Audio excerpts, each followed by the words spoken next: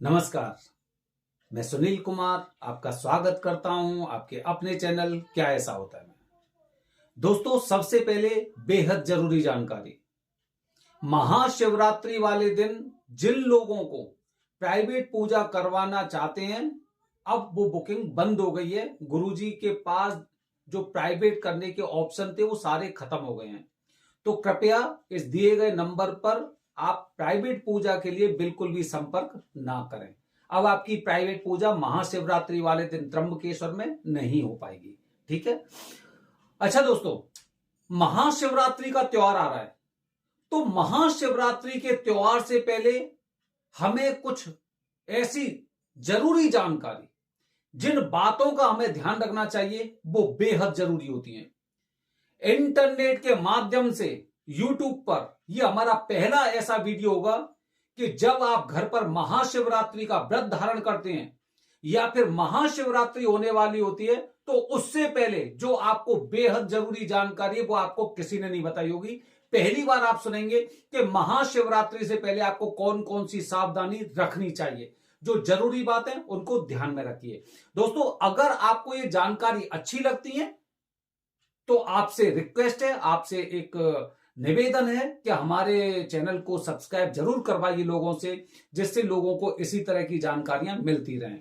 दोस्तों, महाशिवरात्रि जैसे कि व्रतों में सर्वश्रेष्ठ महाशिवरात्रि को बताया जाता है, तो महाशिवरात्रि से पहले हमें कुछ ऐसी बातें हैं जिनका हमें बहुत विशेष रूप से ध्यान रखना है। जिनमें से अब मैं आपको बताता जाऊंगा लाइन से और आप सुनते जाइए। पहली बात दोस्तों, अपने घर में कोई भी इलेक्ट्रॉनिक सामान आपके में खराब नहीं होना चाहिए।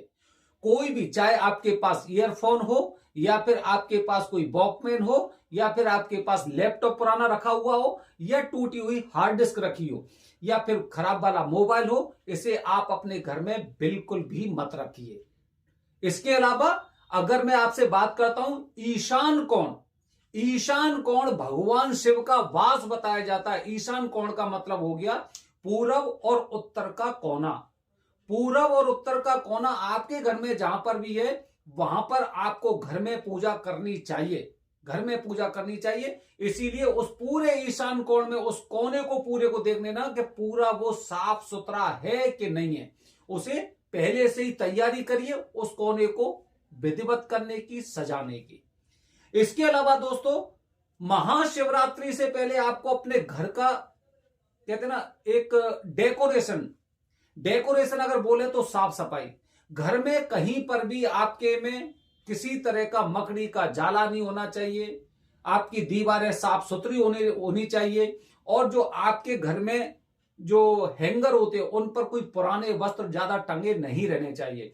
आपको पहले से ही उन वस्त्रों को धुलकर प्रेस करके एक मतलब सही तरह से आपको उनको रखना है। घर का माहौल एकदम साफ स्वच्छ होना बेहद जरूरी है। इसके अलावा दोस्तों, बहुत से लोग ऐसे होते हैं जिस दिन महाशिवरात्रि होती है उसी दिन बेलपत्र लेकर आते हैं। महाशिवरात्रि वाले दिन बेलपत्र मत तोड़िए। महाशिवरात्रि वाले दिन बेलपत्र आपको नहीं तोड़ने चाहिए। बेलो वृक्ष होता है, उसे भगवान शिव का स्वरूप माना जाता है। इसीलिए, क्योंकि भगवान शिव को बेलपत्र अति प्रिय हैं, इसीलिए इसका इंतजाम आपको कम से कम एक दिन पहले करना चाहिए बेलपत्र का। इसीलिए उस दिन किसी भी वृक्ष में से आपको बेलपत्र नहीं तोड़ने चाहिए। अपने घर पर, अच्छा, कुंडली में हमारी में कुछ अशुभ ग्रह होते हैं और वो अशुभ ग्रह अपने घर में कहीं ना कहीं एक स्थान बनाकर रखते हैं। इसीलिए हमें उन जगहों पर भी विशेष रूप से फोकस करना चाहिए, क्योंकि भगवान शिव जी की जब कृपा होगी तो ये लोग ऐसी जगह ही छुपते हैं। इन नकारात्मक चीजों को आपको कैसे बाहर भेजना है? आपको अपने घर का टॉयलेट एकदम क्लीन रखना है। टॉयलेट को एकदम क्लीन रखिए महाशिवरात्रि से पहले। आपकी जो सीढ़ियां हैं, सीढ़ियां आपकी साफ सुथरी होनी चाहिए। सीढ़ियों के आसपास भी कहीं पे भी आपको जाले, मकड़ी का जाल वगैरह या इस तरह की गंदगी, धूल वगैरह नहीं दिखाई देनी चाहिए। सीढ़ियां साफ सुथरी होनी चाहिए। और एक आपकी छत भी आपको, आपकी पूरी साफ सुथरी होनी चाहिए। कोई टूटा फूटा सामान नहीं होना चाहिए। जैसे कि हम अपने बचपन की बात करते हैं कि हमारी साइकिल का टायर जब खराब हो जाता था, हम उसे ऊपर छत पे फेंक देते थे। बाद में पता चला, या फिर जो पहिया था साइकिल का वो हम ऊपर फेंक देते थे।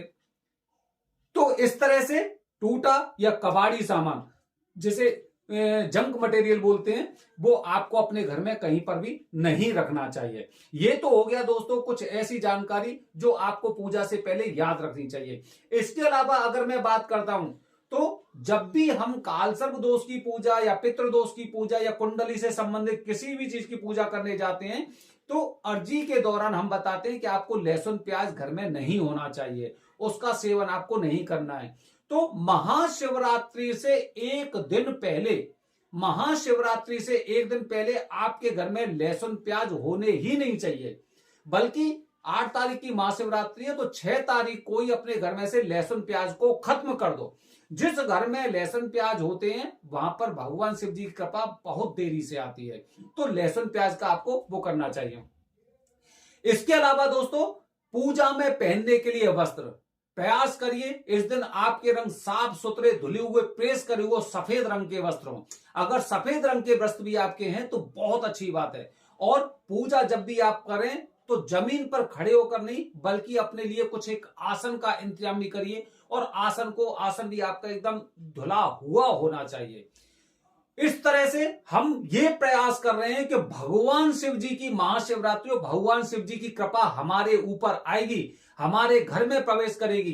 तो सबसे पहले आपका मेन गेट, आप घर के अंदर पूरी तरह से साफ कर लेते हैं, लेकिन आपका मेन गेट हो गया, मेन गेट के बाहर जो रोड है या चबूतरा या कुछ भी है उसको भी आपको साफ करना है। वो क्लीन होना चाहिए, साफ सुथरा होना चाहिए, ऐसा लगना चाहिए कि आपके घर में भगवान शिव स्वयं आने वाले हैं। इस तरह से आपको अपने घर का वो रखना है।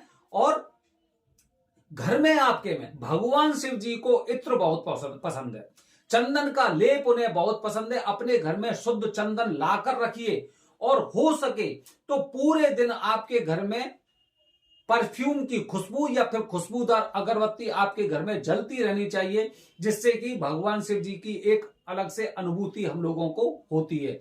वस्त्र आपके धुले हुए, खुशबू होनी चाहिए, और हो सके तो आपको अपने वस्त्रों पर परफ्यूम का इस्तेमाल करना चाहिए, चंदन लगाना चाहिए आपको, और केसर का तिलक लगाना तो बिल्कुल नहीं भूलना चाहिए आपको।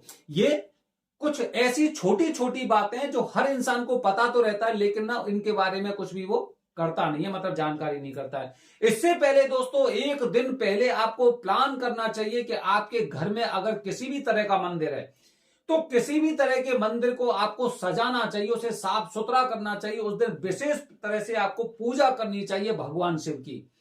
हम जैसे कि हम अपने होम टाउन जाते हैं, इस बार भी मेरा प्लान है होम टाउन जाने का, तो वहां पर हम लोग रात्रि जागरण करते हैं।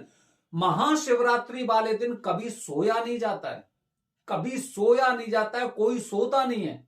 बहुत से लोग मैंने देखे हैं जो भगवान शिव जी पर कुछ भी चढ़ाने के पश्चात और वो कुछ खा लेते हैं, फिर शाम को एकदम जो उनका सोने का टाइम है उस पर सो जाते हैं।